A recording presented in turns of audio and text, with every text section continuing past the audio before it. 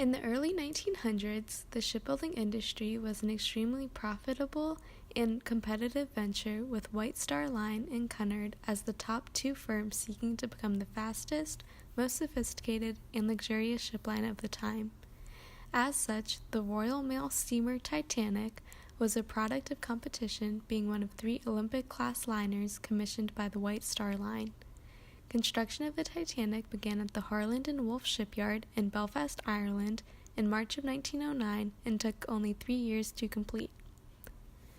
Becoming the largest ship afloat at the time of its departure, the RMS Titanic boasted luxury unlike any other, with its grand staircase, polished oak, silk curtains, and elaborate detailing.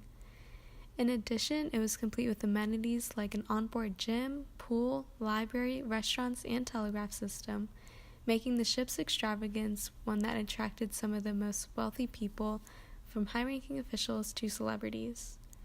The second class consisted of employees attending to the first class, academics, tourists, and journalists, but the largest group was the third class, with more than 700 passengers that would see superior service unmatched by any other ship's third class at the time. Despite its incredible construction, though, the RMS Titanic had design flaws that contributed to its demise. With 15 watertight bulkhead compartments, many claimed the ship to be practically unsinkable. However, while the bulkheads were watertight, the walls separating them extended only a few feet above the waterline, so water could pour from one compartment into another. The other main flaw lied in the lack of lifeboats.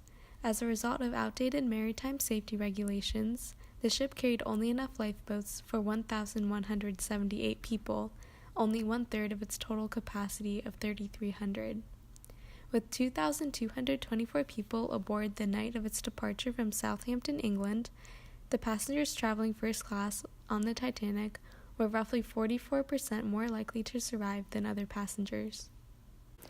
This leads us to discuss the tragedy of the Titanic. On the night of April 14, 1912, around 11:40 p.m., the lookout Frederick spotted an iceberg dead ahead. The iceberg struck the Titanic on the right side of her bow. Around 14 feet poured into the ship, filling 5 compartments. Note that only 4 can be filled for the ship to stay afloat. After surveying the damage, it was determined that the ship can only stay afloat for a few hours. The crew soon prepared lifeboats and wanted to get passengers to the deck. Like we said before, the lifeboats cannot support all on board, not even half of the 2,200 souls on board. With that said, they decided to load women and children first. The first lifeboat was lowered almost an hour after the accident. Only 28 of the 65 seats were filled. People did not understand the seriousness of the situation and believed the ship cannot sink. Regarding class, first and second class had easy access to lifeboats. However, third class had more misfortune. It was difficult to navigate the deck, and many gates were separating third class from the rest of the ship were locked. Around 1:25 a.m., it became clear that the ship would sink, and chaos erupted. The crew never had drills and were ill-prepared.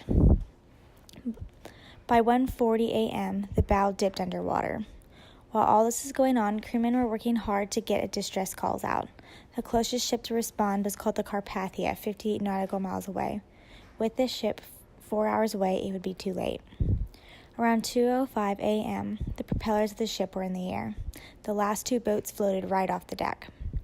At 2:20 a.m., the electrical power failed and the superstructure of the ship split. The stern was pulled up, and at 2:22 p.m., it completely sank. Of the total 2,200 souls, only 711 survived. 60% of first class survived, 44% of second class survived, and only 25% of third class survived. Because of the women and children being boarded first, nearly every woman and child were saved from first class. After the sinking, only 1 lifeboat came back. A total of 10 survivors were pulled from the water, but many died from hypothermia. The Carpathia arrived on the scene almost 3 hours later and rescued survivors. The Titanic sat on the bottom of the ocean for 70 years before it was discovered by a joint French-American expedition on September 1st, 1985. While being one of the most biggest tragedies in the seas, it also changed the seas forever. Some consequences include wireless equipment on passenger ships being manned at all times. Also, making sure they have significant amount of lifeboats, if not extra, lifeboat drills, and have ice patrols that were all put into effect after the tragedy of the Titanic.